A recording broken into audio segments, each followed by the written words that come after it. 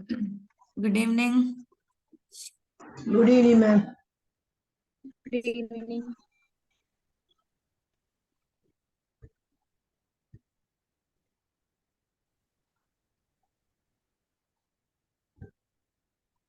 Clear ആവണില്ലല്ലോ. Clear ആവുന്നില്ല?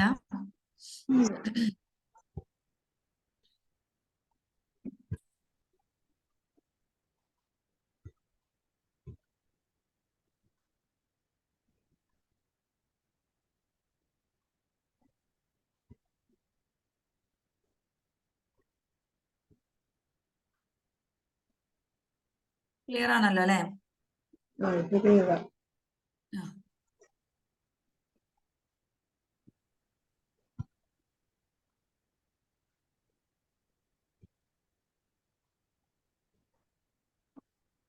നമുക്ക് തുടങ്ങാം അല്ലേ? Okay, ma'am.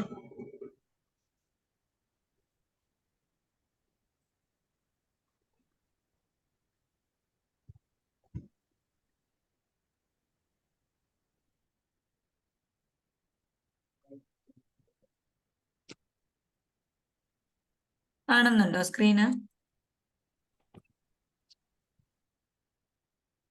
കാണുന്നുണ്ട്. ഒരു മിനിറ്റ്.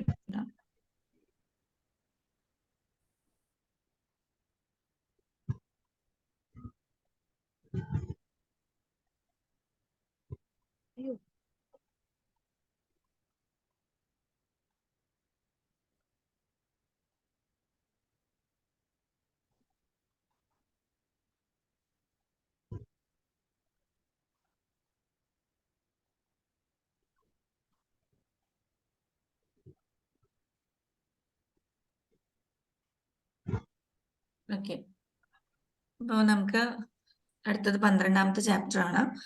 11 നിങ്ങൾക്ക് TMA ഉള്ളതാണ്. Administrative system and institutions. ഇതൊരു പ്രധാനപ്പെട്ട ചാപ്റ്റർ ആണ് കേട്ടോ. ഒരുപാട് ക്വസ്റ്റ്യൻസ് വന്ന് കാണാറുള്ള ചാപ്റ്റർ ആണ്.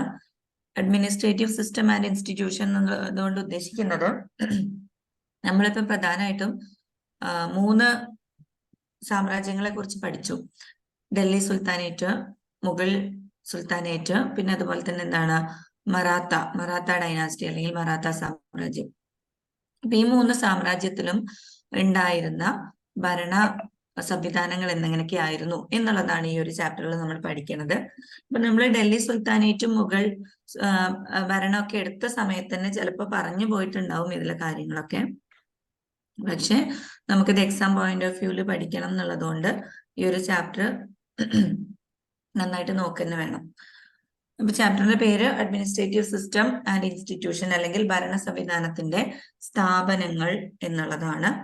നമുക്കറിയാം ഡൽഹി ആസ്ഥാനമായിട്ട് വന്ന ആദ്യ എന്താ പറയാ മുസ്ലിം സാമ്രാജ്യം എന്ന് പറയുന്നത് ആദ്യം ഡൽഹി സുൽത്താനേറ്റ് ആണ്. അപ്പൊ നമ്മൾ ഡൽഹി സുൽത്താനേറ്റിന്റെ അഡ്മിനിസ്ട്രേറ്റീവ് സിസ്റ്റം ആദ്യം പഠിക്കും, പിന്നെ മുഗൾ സുൽത്താനേറ്റിന്റെ പഠിക്കും, അതിനുശേഷം മറാത്ത പഠിക്കും കേട്ടോ.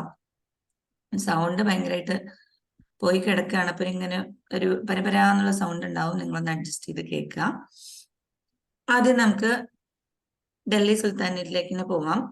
അപ്പൊ നമ്മൾ കഴിഞ്ഞ ചാപ്റ്ററുകളൊക്കെ പഠിച്ചപ്പോൾ നമ്മൾ മനസ്സിലാക്കിയിട്ടുള്ള ഒരു കാര്യമാണ്, ഇതൊക്കെ തന്നെ വലിയ വലിയ സാമ്രാജ്യങ്ങളായിരുന്നത് കൊണ്ട് സെൻട്രലൈസ്ഡ് അഡ്മിനിസ്ട്രേഷനും ഉണ്ടായിരുന്നു, അതുപോലെ തന്നെ എന്താണ് ലോക്കൽ അഡ്മിനിസ്ട്രേഷനും ഉണ്ടായിരുന്നു എന്നുള്ളത് നമുക്കറിയാം. അപ്പൊ ഓരോ സ്ഥലത്തെയും എങ്ങനെയായിരുന്നു സെൻട്രലൈസ്ഡ്, എങ്ങനെയായിരുന്നു ലോക്കൽ എന്നൊക്കെ നമുക്ക് ഇതിൽ നോക്കി പോകേണ്ടതുണ്ട്.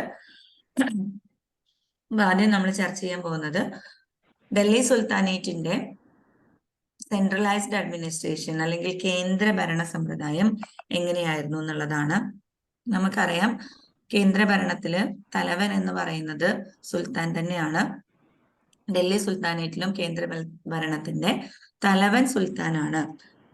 സുൽത്താനെ കഴിഞ്ഞു കഴിഞ്ഞാൽ എന്താണ്, അദ്ദേഹത്തെ സഹായിക്കാൻ വേണ്ടിയിട്ട് ഒരുപാട് മന്ത്രിമാരുണ്ടായിരുന്നു.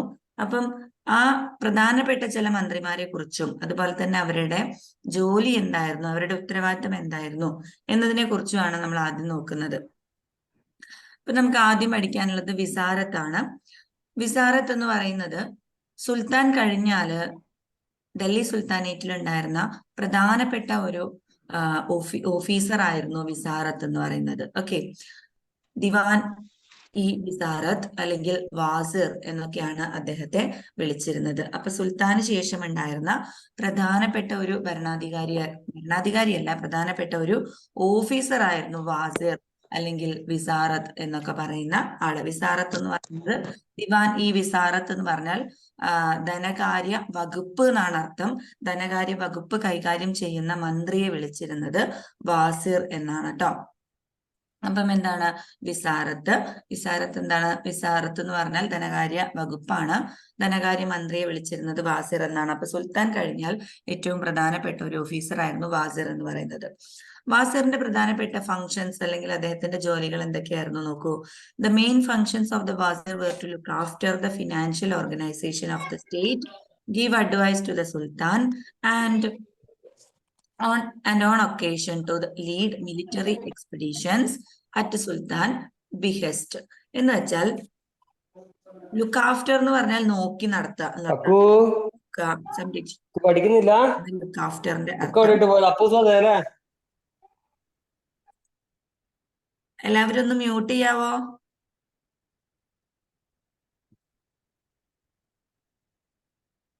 ഓക്കെ, എല്ലാവരും ഒന്ന് മ്യൂട്ട് ചെയ്ത് വെക്കൂ കേട്ടോ. ഓക്കെ, അപ്പം വാസിറിന്റെ പ്രധാനപ്പെട്ട ജോലികൾ എന്ന് പറഞ്ഞു കഴിഞ്ഞാൽ എന്താണ്? ഒന്ന്, രാജ്യത്തിന്റെ ഫിനാൻഷ്യൽ ആയിട്ടുള്ള കാര്യങ്ങളൊക്കെ ഓർഗനൈസ് ചെയ്യുക, ധനകാര്യം ഓർഗനൈസ് ചെയ്യുക. മറ്റൊന്ന്, സുൽത്താന് ഈ ഒരു പണം ചെലവഴിക്കുന്നതുമായി ബന്ധപ്പെട്ടിട്ടുള്ള ഉപദേശങ്ങൾ നൽകുക. അതുപോലെ തന്നെ മിലിറ്ററിക്ക് വേണ്ട എക്സ്പെൻസ് കാര്യങ്ങൾ, അതിന്റെയൊക്കെ കണക്ക് തയ്യാറാക്കുക തുടങ്ങിയിട്ടുള്ള രാജ്യത്തിന്റെ ധനവുമായി ബന്ധപ്പെട്ട് കിടക്കുന്ന, ധനകാര്യവുമായി ബന്ധപ്പെട്ട് കിടക്കുന്ന എല്ലാ കാര്യങ്ങളും ഓർഗനൈസ് ചെയ്യുക എന്നുള്ളതാണ് വാസിറിന്റെ പ്രധാനപ്പെട്ട ജോലി എന്ന് പറയുന്നത്. അതുപോലെ തന്നെ the Visarat or the office of the Wazir also kept a check on land revenue collections, maintained a record of all the income and expenditure incurred by the state. രാജ്യത്തിന്റെ എല്ലാ ചെലവുകളും എല്ലാ വരുമാനവും എഴുതി സൂക്ഷിക്കുക. അതുപോലെ തന്നെ നമുക്ക് രാജ്യത്ത് നിന്ന് കിട്ടുന്ന എന്താ പറയാ ഭൂനികുതി, അതിന്റെ കണക്കുകൾ എഴുതി വെക്കുക. ഇതൊക്കെ ചെയ്തിരുന്നത് വിസാറത്ത് തന്നെയായിരുന്നു എന്നുള്ളത് നമ്മൾ ഓർക്കണം കേട്ടോ. അപ്പൊ ചുരുക്കി പറഞ്ഞാൽ ഇത്രയേ ഉള്ളൂ. ധനകാര്യ മന്ത്രിയാണ്. ധനകാര്യ വകുപ്പ് എന്ന് പറഞ്ഞു കഴിഞ്ഞാൽ എന്താണ്? ധനകാര്യവുമായി ബന്ധപ്പെട്ടിട്ടുള്ള എല്ലാ കാര്യങ്ങളും നോക്കി നടത്തുന്ന ആളാണ് വാസിർ എന്ന് പറയുന്നത്. അടുത്തതാണ് ദിവാൻ ഇ ആരിസ് എന്ന് പറയുന്നത്. സൈനിക വകുപ്പിനെയാണ് ദിവാൻ ഇ ആരിസ് എന്ന് വിളിച്ചിരുന്നത്. ഓക്കെ, സൈനിക വകുപ്പാണ് diwan i arz. This department was set up to look after the military organization of the empire and it was headed by Aris E. Mumalik. അപ്പൊ എന്താണ്? സൈനിക വകുപ്പിന്റെ പേരായിരുന്നു ദിവാൻ ഇ ആരിസ് എന്ന് പറയുന്നത്. സൈനിക തലവനെ വിളിച്ചിരുന്ന പേര് എന്താണ്? ആരിസ് എന്നായിരുന്നു. ഓക്കെ, സൈനിക തലവൻ അറിയപ്പെട്ടിരുന്നത് ആരിസ് ഇ മാലിക് എന്നായിരുന്നു. അടുത്തത് ദാബിർ ആണ്. ദാബിർ എന്ന് പറഞ്ഞാല് ഒഫീഷ്യൽ ആയിട്ടുള്ള എഴുത്തുകുത്തുകളൊക്കെ ചെയ്തിരുന്ന ആളെയാണ്, ആ ഓഫീസറിനെയാണ് നമ്മൾ ദാബിർ എന്ന് വിളിക്കുന്നത്. ദാബിർ ഇ മാലിക് എന്നാണ്. ദിവാൻ ഇ ഇൻഷ എന്നാണ് ഈ വകുപ്പിനെ വിളിച്ചിരുന്നത്. ദിവാൻ ഇ ഇൻഷ. ഓക്കെ, ഇപ്പൊ ദാബിറിന്റെ ജോലി എന്താണെന്നാണ് ഇവിടെ തന്നിട്ടുള്ളത്. He drafted and dispatched royal orders and receives report from various officers. എന്ന് വെച്ചാൽ രാജകൊട്ടാരത്തിൽ നിന്ന് പുറപ്പെടുവിക്കുന്ന പ്രധാനപ്പെട്ട രേഖകളൊക്കെ ഡ്രാഫ്റ്റ് ചെയ്യുക, എഴുതി തയ്യാറാക്കുക, പ്രധാനപ്പെട്ട റിപ്പോർട്ടുകളൊക്കെ എഴുതി തയ്യാറാക്കുക, മറ്റു ഓഫീസേഴ്സിൽ നിന്ന് സ്വീകരിക്കുക. ഇതൊക്കെയായിരുന്നു ദാബിറിന്റെ പ്രധാനപ്പെട്ട ജോലി എന്ന് പറയുന്നത്. അതുപോലെ തന്നെ dabir was the formal channel of communication between the centre and other region of the empire. എന്ന് വെച്ചാൽ കൊട്ടാരം അല്ലെങ്കിൽ സെൻട്രലൈസ്ഡ് അഡ്മിനിസ്ട്രേഷൻ, ആ ഒരു കേന്ദ്ര ഭരണത്തിൽ നിന്നുള്ള മെസ്സേജുകളും മറ്റുമൊക്കെ മറ്റ് റീജിയൻസിലേക്ക് പാസ് ചെയ്തിരുന്നതും ഒക്കെ ആരായിരുന്നു? ദാബിർ ആയിരുന്നു.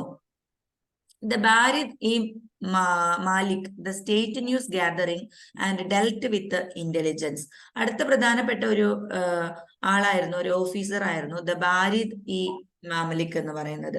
ബാരിദ് ഇ മാമലിക്കിന്റെ പ്രധാന ജോലി എന്താന്ന് പറഞ്ഞു കഴിഞ്ഞാൽ ന്യൂസ് ഗാദറിംഗ് ആണ്. രാജ്യത്ത് നടക്കുന്ന ന്യൂസുകളെല്ലാം കളക്ട് ചെയ്യുക എന്നുള്ളതായിരുന്നു. എന്നിട്ട് അതുമായിട്ട് കൃത്യമായിട്ട് അന്വേഷണങ്ങൾ നടത്തുക, അതിനെ കൃത്യമായിട്ട് പഠിക്കുക തുടങ്ങിയിട്ടുള്ള കാര്യങ്ങളൊക്കെ ചെയ്തിരുന്ന ഓഫീസറായിരുന്നു ദബാരിദ് ഇ മാലിക് എന്ന് പറയുന്നത്. ദബാരിദ് ഇ മാലിക്. ഓക്കെ, ഇനി ഡൽഹി സുൽത്താനേറ്റില് administrative institutions emerged at different levels.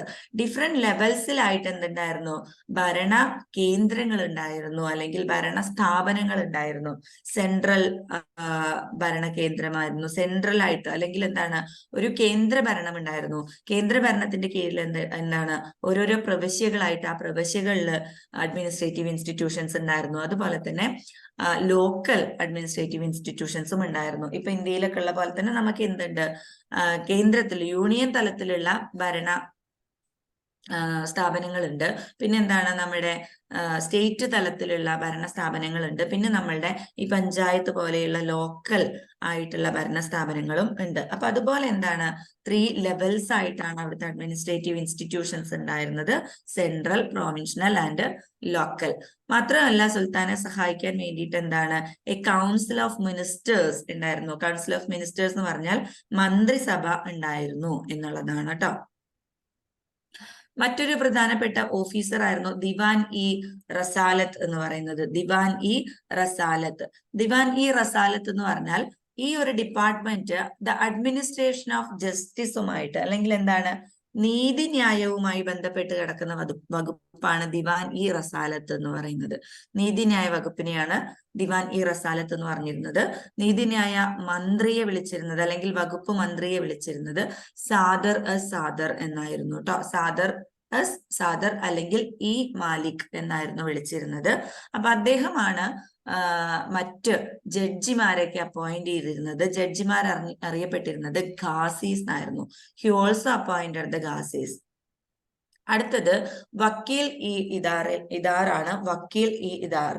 വക്കീൽ ഇ ഇദാർ എന്ന് പറഞ്ഞാൽ കൊട്ടാരം ചുമതലയുള്ള വകുപ്പിനെയാണ് വക്കീൽ ഇ ഇദാർ എന്ന് പറഞ്ഞിരുന്നത്. അപ്പൊ ആ ഒരു വകുപ്പിന്റെ പ്രത്യേകത എന്താന്ന് വെച്ചാല്, looked after the royal household and managed the personnel services of the Sultan. സുൽത്താന്റെ വ്യക്തിപരമായിട്ടുള്ള ആവശ്യങ്ങൾ നടത്തി കൊടുക്കുക, അതുപോലെ തന്നെ കൊട്ടാരത്തിലേക്ക് ആവശ്യമായിട്ടുള്ള കാര്യങ്ങളൊക്കെ നോക്കുക. അതായത് കൊട്ടാരത്തിന്റെ മൊത്തം ചുമതല വഹിച്ചിരുന്ന ആളാണ് വക്കീൽ ഇ ദാർ എന്ന് പറയുന്നത്. അടുത്തത് അമീർ ഇ ഹാജിബാണ്. അമീർ ഇ ഹാജിബ് എന്ന് പറയുന്നത് looked after the royal ceremonies എന്ന് വെച്ചാൽ കൊട്ടാരത്തിലെ പ്രത്യേക ചടങ്ങുകളിലൊക്കെ നോക്കി നടത്തുന്ന ആളാണ് അമീർ ഇ ഹാജിബ് എന്ന് പറയുന്നത്. ഒരു കൊട്ടാരാകുമ്പോൾ, റോയൽ ഫാമിലി ആകുമ്പോൾ അവർക്ക് അവരുടേതായ ഒരുപാട് സെറിമണീസ്, ചടങ്ങുകളൊക്കെ ഉണ്ടാവും. അപ്പൊ ആ ചടങ്ങുകളൊക്കെ നോക്കി നടത്തുന്ന ആളെ വിളിച്ചിരുന്ന പേരാണ് അമീർ ഇ ഹാജിബ് എന്ന് പറയുന്നത്. ഇനി അതുപോലെ എന്താണ്, looked after the guards. Looked after the guards എന്ന് പറഞ്ഞാൽ രാജകൊട്ടാരത്തിൽ ഉണ്ടായിരുന്ന സുരക്ഷാ ഉദ്യോഗസ്ഥരുടെ കാര്യങ്ങളൊക്കെ നോക്കിയിരുന്ന ആളായിരുന്നു സർ ഇ ജന്തർ എന്ന് പറയുന്നത്. ഓക്കെ, അടുത്തത് എന്താന്ന് നോക്കി നോക്കൂ, അമീർ ഇ അഖുർ. അമീർ ഇ അഖുർ എന്ന് പറയുന്നത് looked after the establishment of horses. അപ്പം ഈ എന്താ പറയാ, രാജ്യഭരണത്തിന്റെ ഒരു പ്രധാനപ്പെട്ട സവിശേഷതയാണ് ഈ അവരുടെ ഹോഴ്സിന്റെ എണ്ണം എന്നൊക്കെ പറയുന്നത്. അതായത് അവരുടെ സൈന്യത്തിലുള്ള ഹോഴ്സസ്, കുതിരകൾ. അപ്പൊ ഈ കുതിരകളെ അവരുടെ കാര്യങ്ങൾ, അല്ലെങ്കിൽ കുതിരകളുടെയൊക്കെ ആ ഒരു നോക്കി നടപ്പും മറ്റുമൊക്കെ നടത്തിയിരുന്ന ആളാണ് അമീർ ഇ അഖർ എന്ന് പറയുന്നത്. ഓക്കെ, അപ്പൊ അങ്ങനെ എന്താണ്, ഒരുപാട് ഓഫീസർമാര് സുൽത്താന്റെ കീഴിൽ ഉണ്ടായിരുന്നു എന്നുള്ളതാണ് ഇപ്പൊ നമ്മൾ പറഞ്ഞത് കേട്ടോ.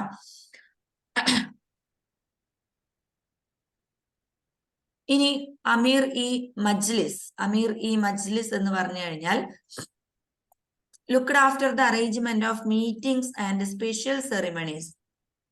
ഇതുപോലെ കൊട്ടാരത്തിന് പുറത്തും നടക്കുന്ന പ്രത്യേകമുള്ള സെറിമണീസ്, നമ്മൾ സ്പെഷ്യൽ ആയിട്ട് നടത്തുന്ന ചടങ്ങുകള്, അതുപോലെ സ്പെഷ്യൽ ആയിട്ട് നടക്കുന്ന മീറ്റിങ്ങുകള്, ഇതൊക്കെ അറേഞ്ച് ചെയ്യുന്ന ഓഫീസറെ വിളിച്ചിരുന്ന പേരാണ്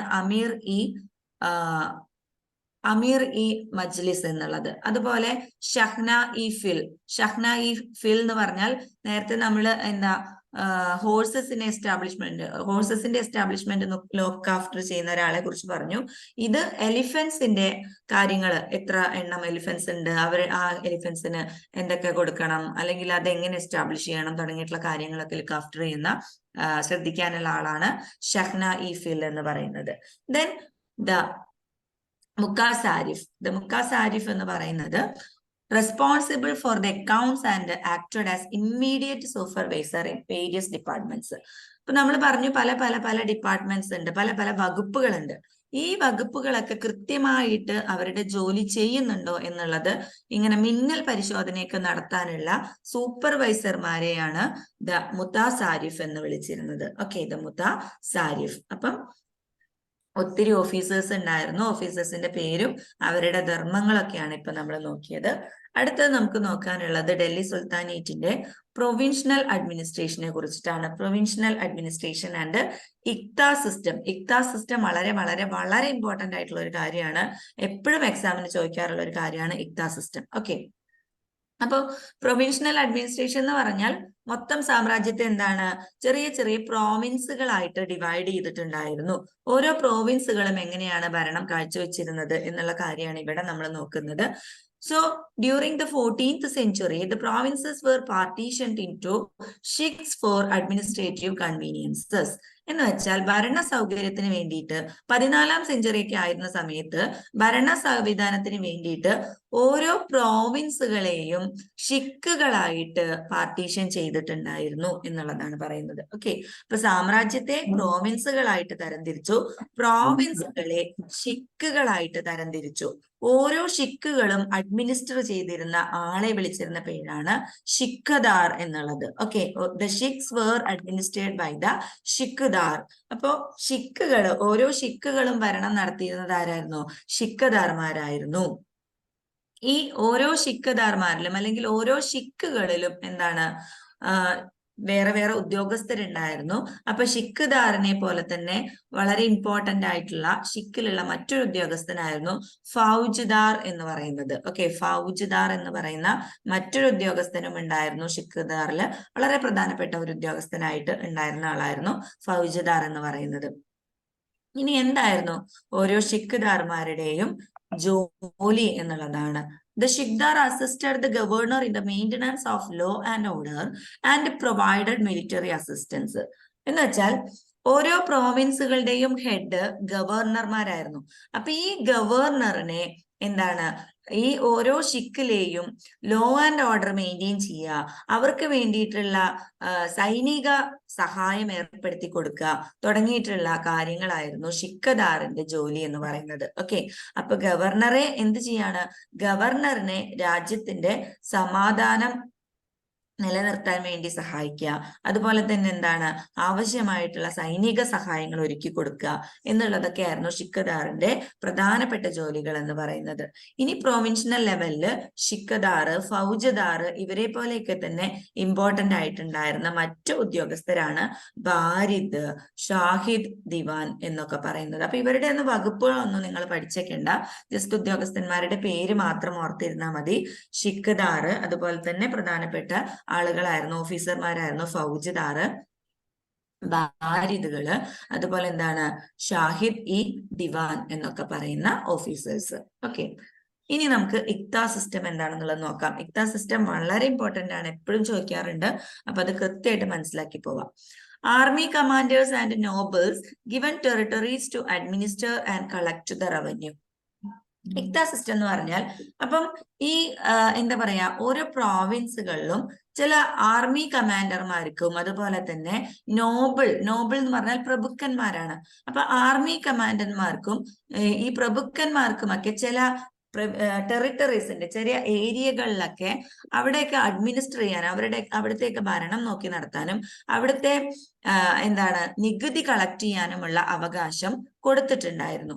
അപ്പം ഇങ്ങനെ ഇപ്പൊ ഒരു ആർമി കമാൻഡറിന് ലഭിക്കുന്ന നികുതി പിരിക്കാനും ഭരിക്കാനും അവകാശം ലഭിക്കുന്ന ഒരു ടെറിട്ടറിയെ, ഒരു ലാൻഡ് ഏരിയയെ വിളിക്കുന്ന പേരാണ് ഇക്ത എന്ന്. Okay, so the territories thus assigned were called iqta എന്ന് വെച്ചാൽ എന്താണ്, റവന്യൂ കളക്ട് ചെയ്യാൻ വേണ്ടിയിട്ടും അതുപോലെ തന്നെ ഭരണം ഏർപ്പെടുത്താൻ വേണ്ടിയിട്ടും ആർമി കമാൻഡർമാർക്കോ പ്രഭുക്കന്മാർക്കോ എന്താണ് ഭൂമി പതിച്ചു നൽകാറുണ്ടായിരുന്നു. അങ്ങനെ പതിച്ചു നൽകുന്ന ഭൂമിയെ വിളിച്ചിരുന്ന പേരാണ് ഇക്ത എന്നുള്ളത്.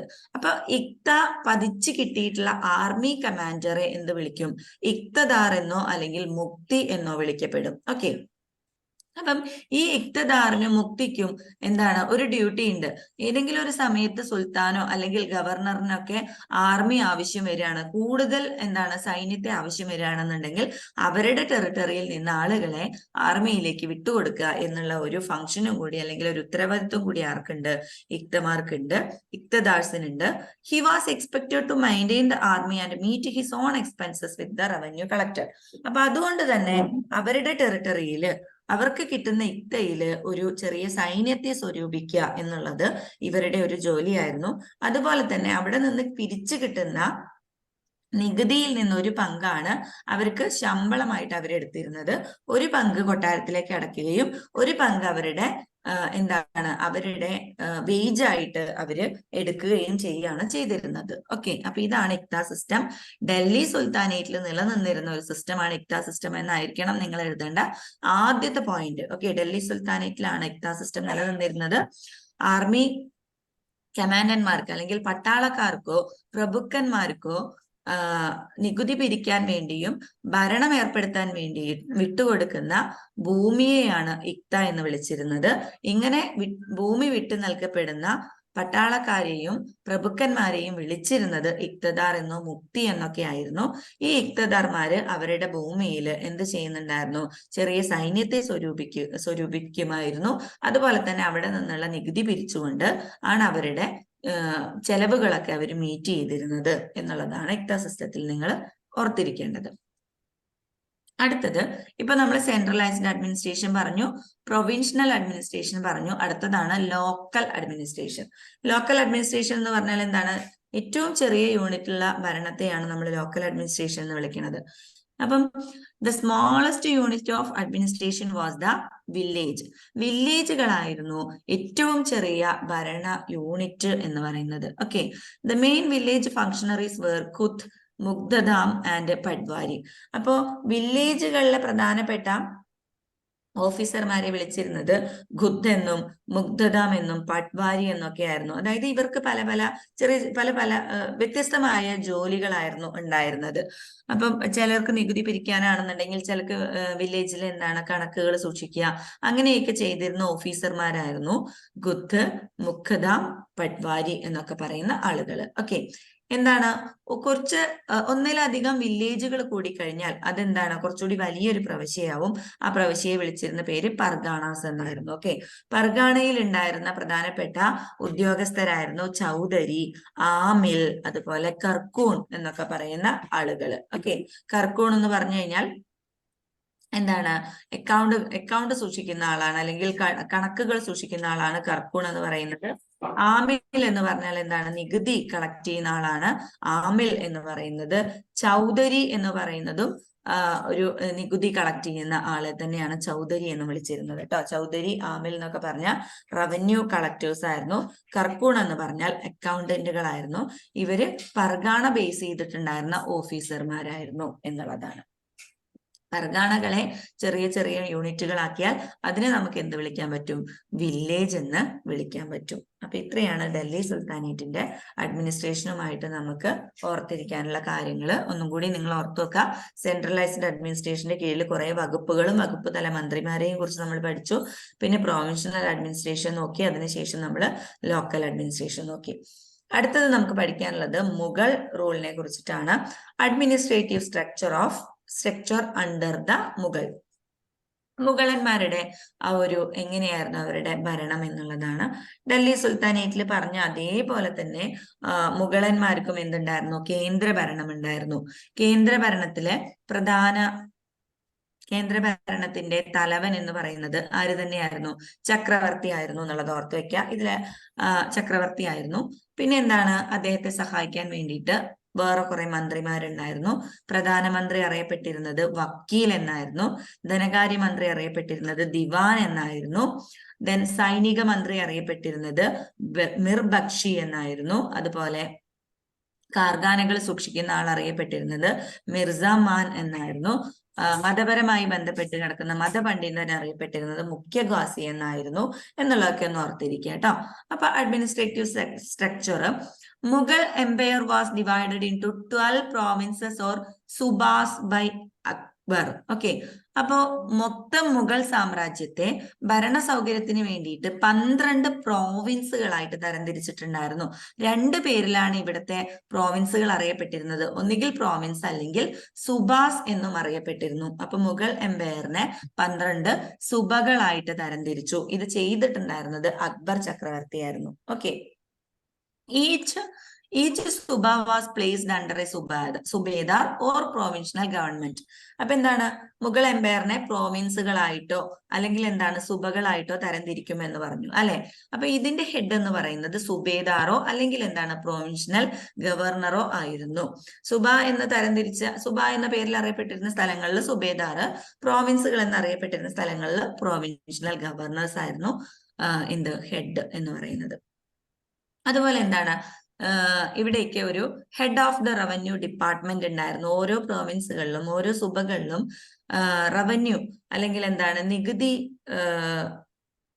ഡിപ്പാർട്ട്മെന്റ്, നികുതി വകുപ്പുകൾ ഉണ്ടായിരുന്നു. ഈ നികുതി വകുപ്പുകളുടെ ഹെഡിനെ വിളിച്ചിരുന്നത് ദിവാൻ എന്നായിരുന്നു. ഓക്കെ, നികുതി വകുപ്പിന്റെ ഹെഡിനെ വിളിച്ചിരുന്നത് ദിവാൻ എന്നായിരുന്നു. അതുപോലെ തന്നെ എന്താണ്, the Bakshi in the provinces performed the same functions as were performed by the Mir Bakshi at the centre. എന്ന് വെച്ചാൽ സെൻട്രലൈസ്ഡ് അഡ്മിനിസ്ട്രേഷനില് സൈനിക തലവനെ വിളിച്ചിരുന്നത് മിർ ബക്ഷി എന്നായിരുന്നു. അതേപോലെ തന്നെ പ്രോവിൻസുകളിലും എന്തുണ്ടായിരുന്നു, സൈന്യത്തെ നിലനിർത്തുന്ന ഒരു വകുപ്പ് ഉണ്ടായിരുന്നു. അതിന്റെ തലവനെ വിളിച്ചിരുന്നത് ബക്ഷി എന്നായിരുന്നു. ഓക്കെ, ഇനി എന്താണ്, the representative of the central at the provincial level was called sadr. എന്ന് വെച്ചാൽ ഓരോ പ്രോവിൻസിലും എന്തുണ്ടാവും, കേന്ദ്രത്തിൽ നിന്നുള്ള ഒരു റെപ്രസെന്റേറ്റീവ് ഉണ്ടാവും, ഒരു പ്രതിനിധി ഉണ്ടായിരിക്കും. ആ പ്രതിനിധിയെ വിളിച്ചിരുന്ന പേരാണ് sadr. Okay, representative of centre was called sadr. അടുത്തത് എന്താണ്, ദരോഗൈ ഇ ദാഖ്. ദരോഗൈ ഇ ദാഖ് എന്ന് പറഞ്ഞാൽ he was responsible for maintaining the communication channel. എന്ന് വെച്ചാൽ എല്ലാ പ്രദേശങ്ങളും തമ്മിൽ എന്താണ് ആശയവിനിമയം നടത്താൻ അല്ലെങ്കിൽ ആ ആശയവിനിമയത്തിന്റെ കാര്യങ്ങളൊക്കെ ശ്രദ്ധിക്കാൻ വേണ്ടിയിട്ട് ചുമതലപ്പെടുത്തിയിരുന്ന ആളായിരുന്നു ദരോഗായ് ഇ ദാഖ് എന്ന് വിളിക്കുന്ന ഉദ്യോഗസ്ഥൻ. ഇനി നമുക്ക് അവിടുത്തെ ലോക്കൽ അഡ്മിനിസ്ട്രേഷൻ എങ്ങനെയായിരുന്നു എന്നുള്ളത് നോക്കാം. അപ്പം local administration of Mughal dynasty എന്ന് പറയുന്നത്, നമ്മൾ പറഞ്ഞു പ്രോവിൻസുകളെ എന്തായിട്ട് തരംതിരിച്ചിട്ടുണ്ടായിരുന്നു എന്ന് പറഞ്ഞു. മുഗൾ സാമ്രാജ്യത്തെ പ്രോവിൻസുകളായിട്ട് തരംതിരിച്ചിട്ടുണ്ടായിരുന്നു, പ്രോവിൻസുകളെ സുബകളായിട്ട് തരംതിരിച്ചിട്ടുണ്ടായിരുന്നു എന്ന് പറഞ്ഞു അല്ലെ. ഇനി അതിന്റെ താഴേക്കുള്ള അഡ്മിനിസ്ട്രേഷനെ, താഴേക്കുള്ള തരംതിരിവിനെ നമുക്ക് ലോക്കൽ അഡ്മിനിസ്ട്രേഷൻ എന്ന് വിളിക്കാൻ പറ്റും. So the provinces or subas were divided into sarkars. എന്താണ്, ഓരോ സുബകളും സർക്കാരുകളായിട്ട് ഡിവൈഡ് ചെയ്തിട്ടുണ്ടായിരുന്നു എന്നാണ് പറയുന്നത്. അതേപോലെ ഓരോ സർക്കാരുകളും എന്താണ് പർഗണകളായിട്ട് ഡിവൈഡ് ചെയ്തു. അപ്പൊ വലിയ സാമ്രാജ്യങ്ങളെ എന്താണ് സുബകളായിട്ട് തരംതിരിച്ചു, സുബകളെ എന്താണ് സർക്കാരുകളായിട്ട് തരംതിരിച്ചു, സർക്കാരുകളെ പർഗണകളായിട്ട് തരംതിരിച്ചു, പർഗണകളെ വില്ലേജുകളായിട്ട് തരംതിരിച്ചു. ഓക്കെ, അപ്പൊ അതിന്റെ ഹൈറാർക്കിക്കൽ ഓർഡർ നിങ്ങളൊന്ന് ഓർത്ത് നോക്കിയേ. ഏറ്റവും അടിയിൽ വില്ലേജ്, ഒന്നിലധികം വില്ലേജുകൾ കൂടിക്കഴിഞ്ഞാൽ പർഗണകള്, ഒന്നിലധികം പർഗണകൾ കൂടിക്കഴിഞ്ഞാൽ സർക്കാർ, ഒന്നിലധികം സർക്കാരുകൾ കൂടിക്കഴിഞ്ഞാൽ സുബാസ്, ഒന്നിലധികം സുബകൾ, ഒരുപാട് സുബകൾ ചേർന്നാൽ അതെന്തായിട്ട് മാറി, സാമ്രാജ്യമായിട്ട് മാറി. അപ്പൊ ഇങ്ങനെ എന്താണ് താഴേക്ക് ഇങ്ങനെ ഡിവൈഡ് ചെയ്തിട്ടുണ്ടായിരുന്നു. ഇതിനെയാണ് ലോക്കൽ അഡ്മിനിസ്ട്രേഷൻ എന്ന് വിളിക്കുന്നത്. Okay, so at the level of സർക്കാർ there were 2 important functionaries, the faujdar and the അമൽ ഗുസർ. ഇനി സർക്കാർ തലത്തില്, അപ്പൊ സർക്കാർ എന്ന് പറഞ്ഞാൽ എന്താണ്, സുബകളെ സർക്കാരുകളായിട്ട് ഡിവൈഡ് ചെയ്തിട്ടുണ്ട് എന്നുള്ളതാണ്. സർക്കാർ തലത്തില് ആരുണ്ടായിരുന്നു, 2 ഇമ്പോർട്ടന്റ് ആയിട്ടുള്ള ഉദ്യോഗസ്ഥരുണ്ടായിരുന്നു. ഒന്ന് ഫൗജദാർ ആയിരുന്നു, മറ്റൊന്ന് എന്താണ് അമൽ ഗുസാർ ആയിരുന്നു. ഫൗജദാർ എന്ന് പറഞ്ഞാൽ faujdari was an administrative division, whereas sarkar was a territorial and revenue division. എന്ന് വെച്ചാൽ ഫൗജദാരി സിസ്റ്റം എന്ന് പറഞ്ഞു കഴിഞ്ഞാൽ ഈ ഓരോ ഓരോ സർക്കാരുകളെയും രണ്ടായിട്ട് ഡിവൈഡ് ചെയ്യാണ്, രണ്ട് ടെറിട്ടറീസ് ആയിട്ട്. എങ്ങനെയാണ് അത്? അവിടുത്തെ എന്താ പറയാ, നികുതിയുടെ അടിസ്ഥാനത്തിൽ ഡിഫറെന്റ് ടെറിട്ടറികളായിട്ട് തരംതിരിക്കുന്നതിനെയാണ് ഫൗജദാരി സിസ്റ്റം എന്ന് വിളിക്കുക. അപ്പൊ നമ്മൾ കഴിഞ്ഞ ക്ലാസ്സിൽ പറയേണ്ടായി, ഏറ്റവും ഫലഭൂയിഷ്ടമായിട്ടുള്ള നല്ല നിലം, ഇടത്തരം നിലം, മോശം നിലം എന്നൊക്കെ പറഞ്ഞ് തരംതിരിച്ചിരുന്നു എന്ന് പറഞ്ഞില്ലേ? അതേപോലെ വരുമാനം കിട്ടുന്നതിന്റെ അടിസ്ഥാനത്തിൽ നന്നായിട്ട് വരുമാനം കിട്ടുന്ന ടെറിട്ടറീസ്, വരുമാനം കുറവുള്ള ടെറിട്ടറീസ്, വരുമാനം ഏറ്റവും മോശമായിട്ടുള്ള ടെറിട്ടറീസ് എന്നുള്ള രീതിയിൽ ഇങ്ങനെ ഭരണ സൗകര്യത്തിന് വേണ്ടിയിട്ട് ഇങ്ങനെ ഡിവൈഡ് ചെയ്ത് വെച്ചിട്ടുണ്ടായിരുന്നു. അതിനെയാണ് ഫൗജദാരി സിസ്റ്റം എന്ന് വിളിക്കുന്നത്. അമൽ ഗുസാർ ഓർ അമീൽ എന്ന് പറയുന്നത് ഓരോ ഭാഗത്തു നിന്നും റവന്യൂ കളക്ട് ചെയ്യാനുണ്ടായിരുന്ന ആളുകളായിരുന്നു. അപ്പൊ ഒരു സർക്കാർ തലത്തിലെ പ്രധാനപ്പെട്ട ഉദ്യോഗസ്ഥരെന്ന് പറയുന്നത് ഫൗജദാരും അമൽ ഗുസാറുമായിരുന്നു. ഫൗജദാറിന്റെ ജോലി എന്ന് പറയുന്നത് റവന്യൂ ബേസിൽ ഇങ്ങനെ തരംതിരിച്ചിട്ടുള്ള ടെറിട്ടറിയിലെ അഡ്മിനിസ്ട്രേഷൻ നോക്കി നടത്തുക എന്നുള്ളതും, അമൽ ഗുസാറിന്റെ ഓർ അമീലിന്റെ ജോലി എന്ന് പറയുന്നത് ഈ ടെറിട്ടറീസിൽ നിന്ന് റവന്യൂ കളക്ട് ചെയ്യുക എന്നുള്ളതുമായിരുന്നു. Okay. Then at the level of Pargana, the Shikdar was the executive officer, the Mukaddam was the village headman, and the Patwari looked after the village revenue records. ഇനി വില്ലേജുകളായിരുന്നു ഏറ്റവും smallest unit of administration എന്ന് നമ്മൾ പറയേണ്ടായി അല്ലെ? അപ്പൊ വില്ലേജിലെ ഹെഡിനെ വിളിച്ചിരുന്നതാണ് village headman അല്ലെങ്കിൽ മുക്കദാം. മുക്കദാം എന്നാണ് വില്ലേജിന്റെ ഹെഡിനെ വിളിച്ചിരുന്നത്. വില്ലേജ് ഹെഡ്മാൻ അല്ലെങ്കിൽ മുക്കദാം എന്നാണ് വിളിച്ചിരുന്നത്.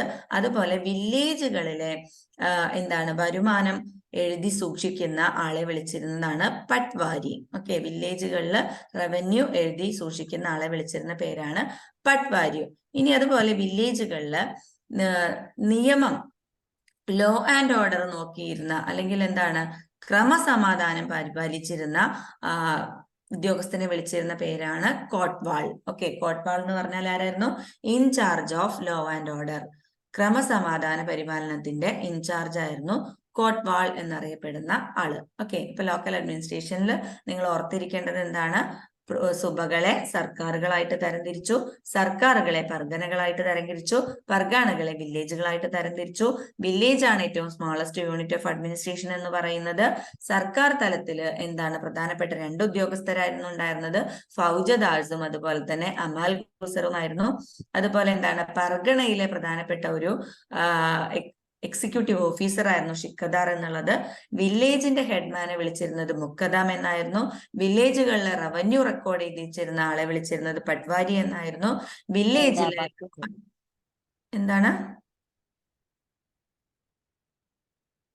ക്ലിയർ ആവുന്നില്ലേ? ഓക്കെ, വില്ലേജിലെ ക്രമസമാധാന പരിപാലനം നടത്തിയിരുന്ന ഉദ്യോഗസ്ഥനെ വിളിച്ചിരുന്ന പേരായിരുന്നു കോട്ട്വാൾ എന്നുള്ളത്. ഓക്കെ, ക്ലിയർ ആണെന്ന് വിചാരിക്കുന്നു. ഓക്കെ, മുഗൾ അഡ്മിനിസ്ട്രേഷനിൽ ഇനി എപ്പോഴും ചോദിക്കാറുള്ള ഒരു ക്വസ്റ്റ്യൻ ആണ് mansabdari system and jagirdari system. Okay, എപ്പോഴും എന്ന് പറഞ്ഞാൽ ചോദിക്കാറുണ്ട്. സോ മൻസബ്ദാരി സിസ്റ്റം എന്താണെന്ന് നോക്കാം. മൻസബ്ദാരി സിസ്റ്റം എന്ന് പറഞ്ഞാൽ ആദ്യത്തെ സെന്റൻസ് നിങ്ങൾ എഴുതേണ്ടത് മുഗൾ അഡ്മിനിസ്ട്രേഷനിൽ നിലനിന്നിരുന്ന ഒരു സംവിധാനമായിരുന്നു മൻസബ്ദാരി സിസ്റ്റം എന്നുള്ളതാണ്. നമ്മള് ഡൽഹി സുൽത്താനേറ്റിൽ പഠിച്ച ഇക്ത സിസ്റ്റം പോലെയൊക്കെയുള്ള ഒരു സംഭവം തന്നെയാണ് മൻസബ്ദാരി സിസ്റ്റവും ജഗീർദാരി സിസ്റ്റവും ഒക്കെ. ഓക്കെ, മൻസബ്ദാരി സിസ്റ്റം എന്ന് പറഞ്ഞാൽ എന്താ നോക്കാം നമുക്ക്. The mansab awarded to an individual fixed both his status and in official hierarchy and also his salary. എന്ന് വെച്ചാൽ ഒരു പട്ടാളക്കാരന് അദ്ദേഹത്തിന്റെ സ്ഥാനം, അദ്ദേഹത്തിന്റെ ഔദ്യോഗികമായിട്ടുള്ള സ്ഥാനം, അതുപോലെ അദ്ദേഹത്തിന്റെ സാലറി, ശമ്പളം, ഇതൊക്കെ നിശ്ചയിക്കുന്നതിന് വേണ്ടി ഉണ്ടായിരുന്ന ഒരു പദവിയാണ് മൻസബ് എന്ന് പറയുന്നത്. ഓക്കെ, അപ്പൊ മൻസബ് എന്ന് പറഞ്ഞാൽ എന്താണ്? മൻസബ് എന്ന് പറയുന്നത് പട്ടാളക്കാർക്ക് നൽകിയിരുന്ന ഒരു പദവിയാണ്. ഈ മൻസബിനനുസരിച്ചാണ് അദ്ദേഹത്തിന്റെ ശമ്പളവും അദ്ദേഹത്തിന്റെ ഒഫീഷ്യൽ സ്റ്റാറ്റസും മറ്റുമൊക്കെ നിശ്ചയിച്ചിരുന്നത്. It also fixed the number of armed retainers the holders of mansab was to maintain. അപ്പം ഈ റാങ്ക്, മൻസബ് എന്ന് പറയുന്നത് ഒരു റാങ്കോ അല്ലെങ്കിൽ ഒരു പൊസിഷനോ ആണ്, ഒരു സ്ഥാനമാണ് എന്നുള്ളത് ഓർത്ത് വെക്കുക. ഓക്കെ, അപ്പൊ ഈ മൻസബിനനുസരിച്ചാണ് ഒരു പട്ടാളക്കാരന്, ഒരു സോൾജിയറിന്റെ കീഴില് എത്ര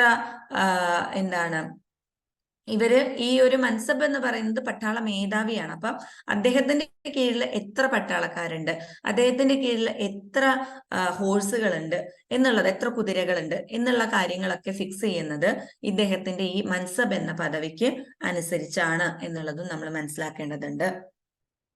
The system was formulated to streamline rank of the nobles, fix their salary and specify the number of cavalry to be maintained by them. ഇപ്പൊ ഞാൻ ഈ പറഞ്ഞ അതേ പോയിന്റ് ആണ്. മിക്കവാറും പട്ടാള മേധാവികൾ എന്ന് പറയുന്നത് അവിടുത്തെ പ്രഭുക്കന്മാരൊക്കെ തന്നെയായിരുന്നു. അപ്പം ഈ പട്ടാള മേധാവികളുടെ ശമ്പളം നിശ്ചയിക്കുക, അവരുടെ കീഴിൽ എത്ര സോൾജിയേഴ്സ് ഉണ്ട്. കാവൽറി എന്ന് പറഞ്ഞാൽ കാൽപ്പടയാളികൾ എന്നാണ് അർത്ഥം. ഓക്കെ, അപ്പൊ എത്ര പടയാളികളുണ്ട്, അതുപോലെ അവരുടെ കീഴിൽ എത്ര കുതിരകളുണ്ട്, ഇതൊക്കെ നിശ്ചയിക്കാൻ വേണ്ടിയിട്ട് അവർക്ക് നൽകിയിരുന്ന റാങ്ക് അല്ലെങ്കിൽ പൊസിഷനെയാണ് മൻസബ് സിസ്റ്റം എന്ന് വിളിച്ചിരുന്നത്. ഇപ്പൊ നമുക്ക് പട്ടാളക്കാർക്ക് പല പല പല പൊസിഷൻസ് ഇല്ലേ, നമ്മൾ സുബേദാർ എന്നൊക്കെ പറയുന്ന പോലെ ഓരോ റാങ്ക് കയറുന്നവരും അവരെ വിളിക്കുന്ന പേര് മാറുമല്ലോ, അവരുടെ സാലറി മാറും, അവരുടെ ഉത്തരവാദിത്തം മാറും. അതേപോലെ തന്നെ പതിച്ചു നൽകിയിരുന്ന ഒരു റാങ്ക് ആണ് മൻസബ് എന്ന് പറയുന്നത്. അപ്പൊ 9 കുതിരകൾ മുതൽ 1000 കുതിരകളൊക്കെ വരെ കീഴിലുണ്ടായിരുന്ന മൻസബ്ദാർ ഉണ്ടായിരുന്നു എന്നാണ്. അപ്പൊ അവരുടെ ആ ഒരു റേഞ്ച് മാറുന്നതിനനുസരിച്ച് അവരുടെ ഉത്തരവാദിത്വം കൂടും, അതിനനുസരിച്ച് അവരുടെ ശമ്പളവും കൂടും എന്നുള്ളതാണ്. So, under the Mansab system, ranks were expressed in numerical terms. എന്ന് വെച്ചാൽ അവരുടെ ആ ഒരു റാങ്ക് എക്സ്പ്രസ് ചെയ്തിരുന്നത്, ഇപ്പൊ ഏത് റാങ്കിലാണ് ഈ ഒരു മൻസബ് നിൽക്കുന്നത് എന്നൊക്കെ നമ്മൾ കണ്ടെത്തിയിരുന്നത്, അല്ലെങ്കിൽ അത് പ്രകടിപ്പിച്ചിരുന്നത് അദ്ദേഹത്തിന്റെ കീഴിൽ എത്ര കാവൽ പടയാളികളുണ്ട്, എത്ര കുതിരകളുണ്ട് എന്നതിന്റെ അടിസ്ഥാനത്തിലായിരുന്നു. Okay, later the rank of mansabdar came to be denoted by 2 numbers, zat and sawar. പിന്നീട് ഈ ഒരു ഇതിനെ നമ്മൾ ഒരു രണ്ട് നമ്പറിലേക്ക് ഡിനോട്ട് ചെയ്യാൻ തുടങ്ങി, സത്തും സവറും. The Sat denoted personal rank of an official and Savar the size of contingents maintained by the Mansabdar. എന്ന് വെച്ചാൽ സത്ത് എന്ന് പറയുന്നത് അദ്ദേഹത്തിന്റെ പേഴ്സണൽ റാങ്ക് ആണ്, സവർ എന്ന് പറയുന്നത് അദ്ദേഹത്തിന്റെ കീഴിൽ എത്ര കുതിരകളും എത്ര പടയാളികളും ഉണ്ട് എന്നുള്ള ആ ഒരു കണക്കാണ് സവർ എന്നുള്ളതുകൊണ്ട് ഉദ്ദേശിച്ചിരുന്നത്. അപ്പൊ സവർ എത്രയുണ്ടോ അതിനനുസരിച്ച് അദ്ദേഹത്തിന് സത്ത് എന്ന് പറയുന്ന അദ്ദേഹത്തിന്റെ പേഴ്സണൽ റാങ്ക് അലോട്ട് ചെയ്യും എന്നുള്ളതാണ്. മൻസബ്ദാരി സിസ്റ്റം എന്താണെന്ന് മനസ്സിലായിട്ടുണ്ടാവുമെന്ന് വിചാരിക്കുന്നു. മുഗൾ സംവിധാനത്തിൽ നിലനിന്നിരുന്ന ഒരു സിസ്റ്റം ആയിരുന്നു മൻസബ്ദാരി സിസ്റ്റം. പട്ടാള മേധാവികൾക്ക് നൽകിയിരുന്ന റാങ്കിനെയോ പദവിയെയോ പൊസിഷനെയോ ഒക്കെയാണ് നമ്മൾ മൻസബ്ദാരി എന്നുള്ളതുകൊണ്ട് ഉദ്ദേശിച്ചിരുന്നത്. അപ്പൊ ഈ മൻസബ്ദാരി സിസ്റ്റത്തിൽ എങ്ങനെയാണ് ഇത് കണക്കാക്കിയിരുന്നത് എന്ന് വെച്ചാൽ, ഒരു പട്ടാള മേധാവിയുടെ കീഴിൽ എത്ര കാവൽ പടയാളികളുണ്ട്, എത്ര കുതിരകളുണ്ട് എന്നതിന്റെ അടിസ്ഥാനത്തിലാണ് അവർക്ക് ആ ഒരു റാങ്ക് നൽകുന്നുണ്ടായിരുന്നത്. കൂടുതൽ പടയാളികളും കൂടുതൽ ഹോഴ്സസും കീഴിലുണ്ടെങ്കിൽ ആ മൻസബ്ദാർ ഹൈ റാങ്കിലായിരിക്കും ഉണ്ടായിരിക്കുക. അപ്പൊ അദ്ദേഹത്തിന്റെ ഉത്തരവാദിത്തങ്ങളും കൂടുതലായിരിക്കും, അതുപോലെ തന്നെ അദ്ദേഹത്തിന്റെ സാലറിയും കൂടുതലായിരിക്കും എന്നുള്ളതും ഓർത്തിരിക്കുക കേട്ടോ. ക്ലിയർ ആണല്ലോ? ക്ലിയർ അല്ലേ? Okay ma'am. അടുത്തത് മുഗൾ സംവിധാനത്തിൽ നിന്നിരുന്ന മറ്റൊരു സിസ്റ്റം ആയിരുന്നു ജാഗിർ സിസ്റ്റം എന്ന് പറയുന്നത്. ഈ ജഗിർദാരി സിസ്റ്റം എന്ന് പറയുന്നത് നമ്മൾ ഡൽഹി സുൽത്താനേറ്റിൽ പഠിച്ച ഇക്ത സിസ്റ്റത്തിന്റെ കുറച്ചുകൂടി ഒരു ഉയർന്ന ഒരു രീതിയാണ്, അല്ലെങ്കിൽ അതുപോലെ തന്നെ ഉണ്ടായിരുന്ന ഒരു രീതിയാണ് ജഗിർദാരി സിസ്റ്റം എന്ന് പറയുന്നത് കേട്ടോ. ജാഗിർ സിസ്റ്റം എന്നും ജഗിർദാരി സിസ്റ്റം എന്നൊക്കെ പറയും. ഇതിന്റെ ഒരു 1 വേർഡ് മാർക്ക് ക്വസ്റ്റ്യൻ ഇവിടുന്ന് നമുക്ക് ചോദിക്കാറുണ്ട്. ആരാണ് ജഗിർദാരി സിസ്റ്റം നടപ്പിലാക്കിയത് എന്നുള്ളതാണ്. ജഗിർദാരി സിസ്റ്റം നടപ്പിലാക്കിയത് മുഗൾ ചക്രവർത്തിയായിട്ടുള്ള അക്ബർ ആയിരുന്നു. The Jagirdari system is an integral part of the Mansabdari system, which developed under Akbar and underwent certain changes during the reign of his successors. എന്ന് വെച്ചാൽ ഇപ്പൊ നമ്മൾ മൻസബ്ദാരി സിസ്റ്റത്തിൽ അവർക്ക് റാങ്ക് പതിച്ചു കൊടുക്കും എന്ന് പറഞ്ഞില്ലേ, ഈ മൻസബ്ദാർസിന് എന്ത് ചെയ്യും, അവർക്ക് കുറച്ച് ഭൂമിയും കൂടി പതിച്ചു കൊടുക്കും. ഈ നമ്മള് ഇക്ത സിസ്റ്റത്തിൽ പറഞ്ഞ പോലെ തന്നെ മൻസബ്ദാഴ്സിന് റവന്യൂ കളക്ട് ചെയ്യാൻ അവകാശപ്പെടുത്തിക്കൊണ്ട് ഭൂമി പതിച്ചു കൊടുക്കും.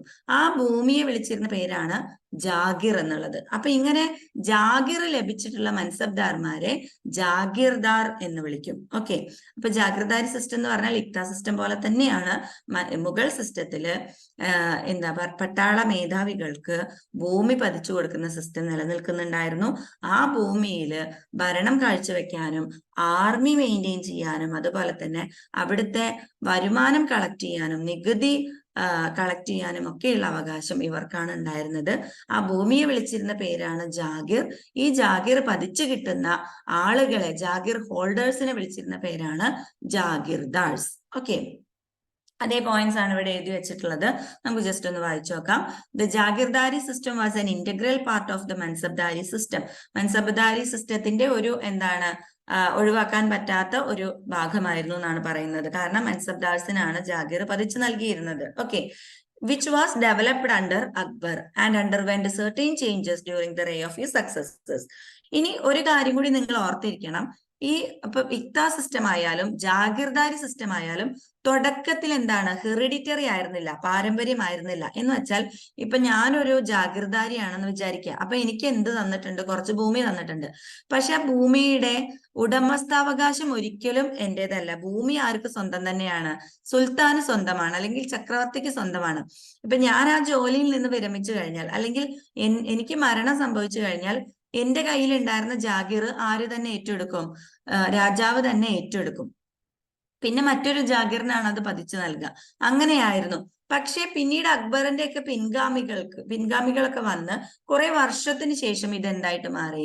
ഇത് പാരമ്പര്യമായിട്ട് മാറി. അതായത് ഇപ്പൊ എനിക്ക് ജാഗീർ ഉണ്ട്, ഇപ്പൊ എന്റെ മരണശേഷം ആ ജാഗീർ ആർക്ക് പോവും? എന്റെ മക്കൾക്ക് പോവും എന്നുള്ള രീതിയിലേക്ക് പിന്നീട് മാറി വന്നിട്ടുണ്ടായിരുന്നു എന്നുള്ള ഒരു പോയിന്റ് കൂടി നിങ്ങൾ ഓർത്ത് വെക്കുക കേട്ടോ. അപ്പൊ എസ് ഒക്കെ ആയിട്ട് ചോദിക്കുമ്പോൾ നമുക്ക് കുറെ കത്തി വെക്കണമല്ലോ. അപ്പൊ നിങ്ങളുടെ കയ്യിൽ കുറച്ച് മരുന്നൊക്കെ ഉണ്ടെങ്കിൽ അതൊക്കെ കൂട്ടി കത്തി വെക്കാൻ വേണ്ടിയിട്ടാണ് ഈ എക്സ്ട്രാ പോയിന്റ്സ് ഒക്കെ പറയുന്നത്.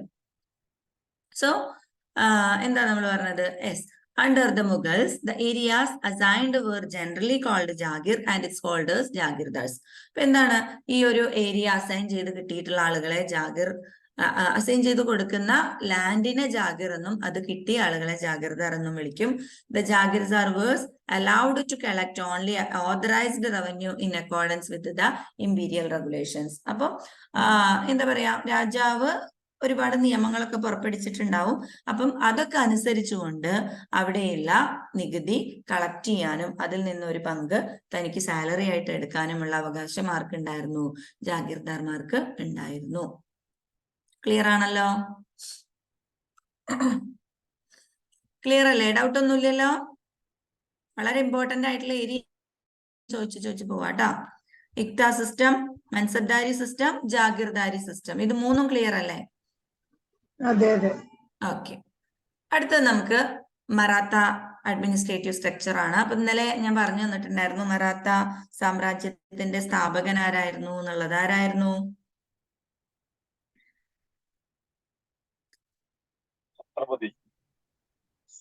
ഛത്രപതി ശിവജി ആയിരുന്നു അല്ലെ? മറാത്ത സാമ്രാജ്യത്തിന്റെ സ്ഥാപകൻ ഛത്രപതി ശിവജി ആയിരുന്നു. അതേപോലെ മറാത്തക്കാരുടെ ഒരു പ്രത്യേകതയും കൂടി നമ്മൾ പറഞ്ഞിട്ടുണ്ടായിരുന്നല്ലോ. എന്താന്ന് ഓർക്കുന്നുണ്ടോ? ഭയങ്കര അധ്വാനിക്കുന്ന ആളുകളായിരുന്നു. കാരണം അവിടുത്തെ കാലാവസ്ഥ അങ്ങനെ ആയതുകൊണ്ട്, വരണ്ട കാലാവസ്ഥയായിരുന്നത് അവർക്ക് ഭൂമിയിൽ വല്ലതും ഒക്കെ കൃഷി ചെയ്ത് ഉണ്ടാക്കണം എന്നുണ്ടെങ്കിൽ നല്ലോണം കൊത്തിക്കളക്കണമായിരുന്നു. അപ്പൊ ഭയങ്കര അധ്വാന ശേഷിയുള്ള ആരോഗ്യമുള്ള ജനങ്ങളായിരുന്നു. അതുപോലെ തന്നെ അവരെന്താണ്, നല്ല അറിവുള്ള ആളുകളായിരുന്നു. നവോത്ഥാന ചിന്തയുള്ള ആളുകളൊക്കെ ആയിരുന്നു എന്നൊക്കെ നമ്മൾ പറഞ്ഞു അല്ലെ? അതുകൊണ്ട് തന്നെ അവർ ആർക്ക് വെല്ലുവിളിയായിരുന്നു? ആർക്ക് വെല്ലുവിളിയായിരുന്നു?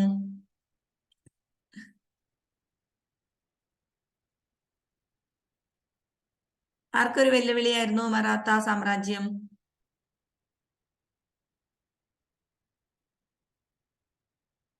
എനിക്ക് തോന്നുന്നുണ്ടാവും ഈ ടീച്ചറിന് പഠിപ്പിച്ചു പോയാ പോലെ, എന്തിനാ വെറുതെ ഇങ്ങനെ ചോദ്യം ചോദിച്ചോണ്ടിരിക്കുന്നത് അല്ലെ? ഞാൻ തന്നെ ഇങ്ങനെ സംസാരിക്കുമ്പോ ഭയങ്കര ബോറാണ്. അതെ അതെ, മുഗൾ എംപയറിന്, പ്രത്യേകിച്ചും ഔറംഗസീബിന്റെ ഒക്കെ കാലഘട്ടത്തിൽ അല്ലെ, എന്താണ് വലിയ ഒരു പ്രതിസന്ധി സൃഷ്ടിച്ചിരുന്ന ആളുകളായിരുന്നു മറാത്തകൾ എന്ന് പറയുന്നത്. അപ്പൊ നമുക്ക് നോക്കാം. മറാത്ത അഡ്മിനിസ്ട്രേഷൻ എങ്ങനെയായിരുന്നു എന്നുള്ളത്. നമ്മൾ ഡൽഹിയിലും മുകളിലൊക്കെ പറഞ്ഞ പോലെ തന്നെ ഇവിടെയും എന്താണ്, സെൻട്രലൈസ്ഡ് അഡ്മിനിസ്ട്രേഷൻ നിലനിൽക്കുന്നുണ്ടായിരുന്നു, ലോക്കൽ അഡ്മിനിസ്ട്രേഷൻ നിലനിൽക്കുന്നുണ്ടായിരുന്നു, എല്ലാം ഉണ്ടായിരുന്നു. പക്ഷെ ഇവിടുത്തെ സെൻട്രലൈസ്ഡ് അഡ്മിനിസ്ട്രേഷൻ ആണ് നമുക്ക് കാര്യമായിട്ട് പഠിക്കാനുള്ളൂ. Centralised administration of the Marathas. നിങ്ങൾ അഷ്ടപ്രധാൻ എന്ന് കേട്ടിട്ടുണ്ടാവും. അഷ്ട എന്ന് പറഞ്ഞാൽ എത്രയാ നമ്പർ? 8 ആണെന്ന് എല്ലാവർക്കും അറിയാം അല്ലെ. അപ്പം ശിവജിയുടെ കൊട്ടാരത്തിൽ എന്താണ്, 8 മന്ത്രിമാരുണ്ടായിരുന്നു എന്നാണ് പറയുന്നത്. രാജാവിനെ സഹായിക്കാൻ വേണ്ടിയിട്ട് 8 മന്ത്രിമാരുണ്ടായിരുന്നു. ഈ 8 മന്ത്രിമാരെയും കൂടി ചേർത്തിട്ട് എന്ത് വിളിക്കാം? അഷ്ടപ്രധാൻ എന്ന് വിളിക്കാൻ പറ്റും. ആരൊക്കെയായിരുന്നു ആ 8 മന്ത്രിമാർ എന്നാണ് ഇവിടെ എഴുതി തന്നിട്ടുള്ളത്. പെഷ്വ എന്ന് പറയുന്നത് പ്രധാനമന്ത്രിയാണ്. അതുപോലെ തന്നെ സാമ്പത്തിക ഭരണപരമായിട്ടുള്ള ഉത്തരവാദിത്വം ഒക്കെ ഉണ്ടായിരുന്ന ആളെയാണ് പെഷ്വ അല്ലെങ്കിൽ പേർഷ്യ എന്നൊക്കെ ആയിരിക്കും നിങ്ങളുടെ ബുക്കിൽ തന്നിട്ടുണ്ടായിരിക്കുക. പേർഷ്യ അല്ലെങ്കിൽ പെഷ്വ എന്നൊക്കെ പറയുന്നത്. ബാജിറാവു, പെഷ്വ ബാജിറാവു ഒക്കെ മറാത്തയിലെ പ്രധാനപ്പെട്ട ഒരു പ്രധാനമന്ത്രിയായിരുന്നു. നമുക്ക് പഠിക്കാനുണ്ടോന്ന് ഓർക്കുന്നില്ല ഞാന്, പക്ഷെ നിങ്ങൾ കേട്ടിട്ടൊക്കെ ഉണ്ടാവും കഥകളിലൊക്കെ ആയിട്ട്. അപ്പൊ പെഷ്വ അല്ലെങ്കിൽ പേർഷ്യ, രാജാവ് കഴിഞ്ഞാൽ അടുത്ത ഏറ്റവും പ്രധാനപ്പെട്ട മന്ത്രിയായിരുന്നു പെഷ്വ അല്ലെങ്കിൽ പേർഷ്യ എന്ന് പറയുന്നത് കേട്ടോ. അപ്പൊ അദ്ദേഹത്തെ നമുക്ക് പ്രധാനമന്ത്രി എന്നൊക്കെ പറയാൻ പറ്റും. ജനറൽ ആയിട്ടുള്ള അഡ്മിനിസ്ട്രേഷൻ, രാജ്യത്തിന്റെ മൊത്തത്തിലുള്ള ഒരു അഡ്മിനിസ്ട്രേഷൻ നോക്കി നടത്തുക എന്നുള്ളതായിരുന്നു അദ്ദേഹത്തിന്റെ ജോലി. അതുപോലെ look after the army, who look after the army വിളിച്ചിരുന്ന പേരാണ് സേനാപതി. ഓക്കെ, സൈന്യത്തെ സംരക്ഷിക്കുക അല്ലെങ്കിൽ സൈന്യത്തിന്റെ ചുമതല ഉണ്ടായിരുന്ന മന്ത്രിയെ വിളിച്ചിരുന്ന പേരാണ് സേനാപതി എന്നുള്ളത്. അടുത്തത് അക്കൗണ്ട്സ്, ഫിനാൻസും അക്കൗണ്ട്സും ഒക്കെ നോക്കി നടത്തിയിരുന്ന ആളായിരുന്നു ആര്? നമ്മുടെ മജുംദാർ അല്ലെങ്കിൽ സജീവൻ എന്നറിയപ്പെടുന്നത്. ഫിനാൻസ് ഇല്ല, അക്കൗണ്ട്സ് കേട്ടോ. ഔദ്യോഗികമായ എഴുത്തുകുത്തുകളൊക്കെ അതിന്റെയൊക്കെ ഉത്തരവാദിത്വം, അതിന്റെയൊക്കെ ചുമതല ഉണ്ടായിരുന്ന മന്ത്രിയെ വിളിച്ചിരുന്നത് മജുംദാർ അല്ലെങ്കിൽ സജീവൻ എന്നായിരുന്നു. മജുംദാർ ചിലപ്പോൾ നിങ്ങളുടെ ഗൈഡിൽ ഉണ്ടാവില്ല, സജീവൻ ആയിരിക്കും ഉണ്ടാവുക. അതുകൊണ്ടാണ് ഞാൻ പിന്നീട് ആഡ് ചെയ്തതാണ് അവിടെ സജീവ. മജുംദാർ അല്ലെങ്കിൽ സജീവ എന്ന് വിളിക്കുന്നത്. എഴുത്തുകുത്തുകൾ, ഔദ്യോഗിക എഴുത്തുകുത്തുകൾ നോക്കുന്ന ആളായിരുന്നു. ഇനി അമാത്യ എന്ന് പറയുന്ന ആള് looked after the intelligence post and house hold affairs. അല്ലെങ്കിൽ ഈ ഒരു കാര്യം നിങ്ങൾ ഇവിടെ നിന്ന് കട്ട് ചെയ്ത് കളയാം കേട്ടോ. Amatya looked after the financial administration എന്നാക്കിയാൽ മതി അതിനെ. ഫിനാൻഷ്യൽ അഡ്മിനിസ്ട്രേഷൻ എന്ന് വെച്ചാല് ധനകാര്യമന്ത്രിയെ വിളിച്ചിരുന്ന പേരാണ് അമാത്യ. ഓക്കെ, അപ്പൊ ഇത് നിങ്ങൾ നോട്ട് ചെയ്ത് വെക്കുമ്പോൾ, നോട്ടിലേക്ക് ഇംഗ്ലീഷിൽ എഴുതുന്നവർ നോട്ട് ചെയ്ത് വെക്കുമ്പോൾ looked after the intelligence post and house hold affair cut ചെയ്തിട്ട് അവിടെ എന്ത് എഴുതണം? അവിടെ നിങ്ങൾ എന്താ എഴുതാൻ ഞാൻ പറഞ്ഞേ? ഫിനാൻഷ്യൽ, അതെ, ഫിനാൻഷ്യൽ അഡ്മിനിസ്ട്രേഷൻ എന്ന് എഴുതണം കേട്ടോ. ധനകാര്യമന്ത്രിയായിരുന്നു അമാത്യ. അതുപോലെ മന്ത്രി എന്നറിയപ്പെട്ടിരുന്ന ആള് ഒഫീഷ്യൽ കറസ്പോണ്ടന്റ് ആയിരുന്നു. എന്ന് വെച്ചാൽ ദിനം പ്രതി രാജ്യസഭയിലെ കാര്യങ്ങളൊക്കെ റെക്കോർഡ് ചെയ്യുന്ന ആളായിരുന്നു മന്ത്രി എന്ന് പറയുന്നത്. മന്ത്രി ഓർ ചിറ്റ്നിസ്. അപ്പൊ ഈ intelligence post and house hold affairs ഇങ്ങോട്ട് താഴ്ത്തണം. മന്ത്രിയായിരുന്നു. ഇത് ഞാൻ ടൈപ്പ് ചെയ്തപ്പോൾ വന്നൊരു എററാണ്. മന്ത്രിയാണ് look after the intelligence post and house hold affairs എന്ന് പറയുന്നത് കേട്ടോ.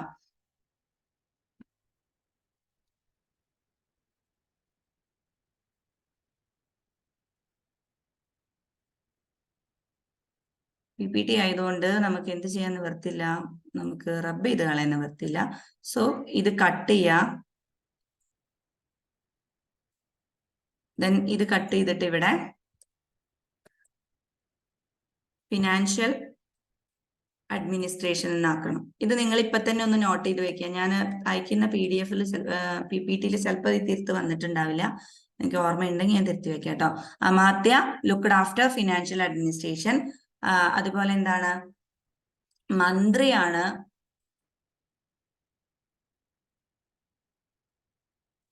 ഈ പറഞ്ഞ സാധനം, post and house hold affairs എന്ന് വെച്ചാൽ കൊട്ടാരത്തിൽ നടക്കുന്ന കാര്യങ്ങളൊക്കെ, ദിനം പ്രതി നടക്കുന്ന കാര്യങ്ങളൊക്കെ റെക്കോർഡ് ചെയ്യുന്ന ആളാണ് മന്ത്രി എന്ന് വിളിക്കുന്നത് കേട്ടോ. ഇനി അടുത്തത് ദാബിർ ആണ്. ദാബിർ എന്നുള്ളത് ചിലപ്പോൾ നിങ്ങളുടെ ഗേറ്റിൽ കാണില്ല. നിങ്ങളുടെ ഗേറ്റിൽ സുമന്ത് ആയിരിക്കും ഉണ്ടാവുക. വിദേശകാര്യമന്ത്രിയെ വിളിച്ചിരുന്ന ആളാണ് Sumanth. Looked after foreign affairs എന്ന് പറഞ്ഞു കഴിഞ്ഞാൽ എന്താണ്? വിദേശകാര്യങ്ങൾ അല്ലെ. അപ്പൊ വിദേശകാര്യ മന്ത്രിയെ വിളിച്ചിരുന്നത് സുമന്ത് അല്ലെങ്കിൽ ദാബിർ എന്നായിരുന്നു. അതുപോലെ എന്താണ്? നീതിന്യായ അധ്യക്ഷൻ അല്ലെങ്കിൽ നീതിയുമായി ബന്ധപ്പെട്ടിട്ടുള്ള കാര്യങ്ങളൊക്കെ നോക്കി നടത്തിയിരുന്നത് ന്യായാധ്യക്ഷ ആയിരുന്നു. പിന്നെ ആരാണ്? പണ്ഡിറ്റ് റാവു ലുക്ക് ആഫ്റ്റർ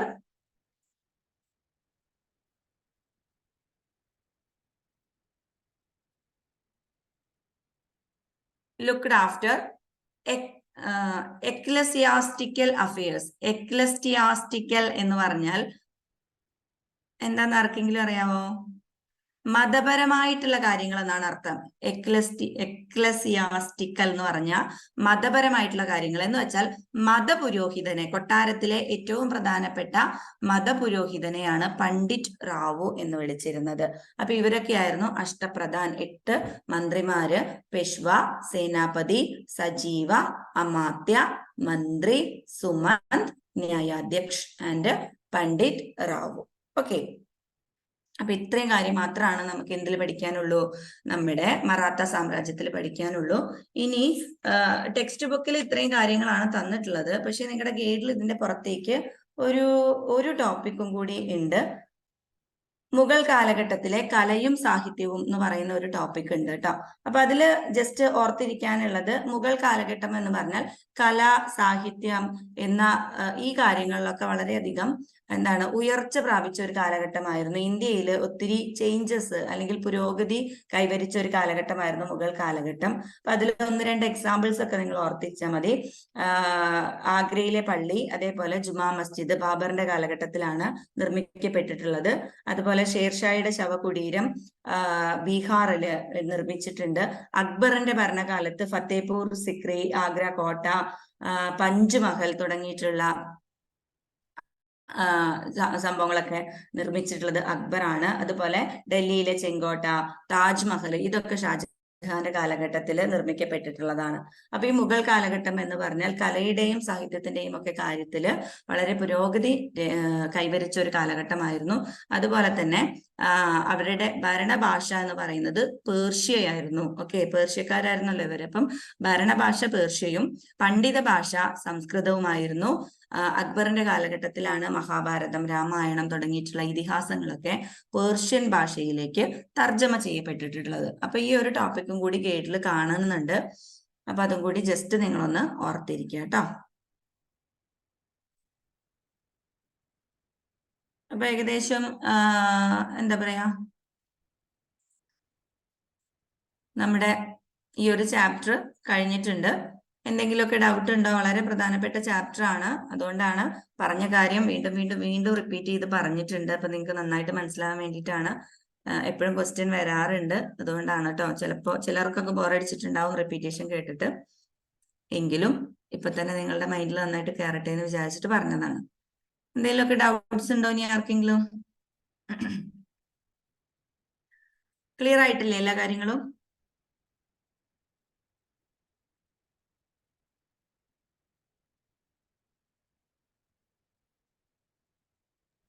എന്തായാലും ഒന്നും മിണ്ടാത്തത്? ക്ലിയർ അല്ലേ എല്ലാ കാര്യങ്ങളും? ഓക്കെ, അപ്പൊ എന്നാ നിർത്താം അല്ലേ? നീ നെക്സ്റ്റ് തേഴ്സ്ഡേ കേട്ടോ, വ്യാഴം, ബുധനും വ്യാഴവും അടുത്ത ആഴ്ചയും നമുക്ക് മാക്സിമം നോക്കാം. ഏതെങ്കിലും ഒരു ദിവസം നിർബന്ധമായിട്ടും ഉണ്ടാവും. പറ്റുവാണെങ്കിൽ 2 ദിവസം ക്ലാസ് തരാം. ഓക്കെ, എന്നാ good night. Okay, miss. Thank you. Okay, good night. Thank you. Okay, thank you, ma'am.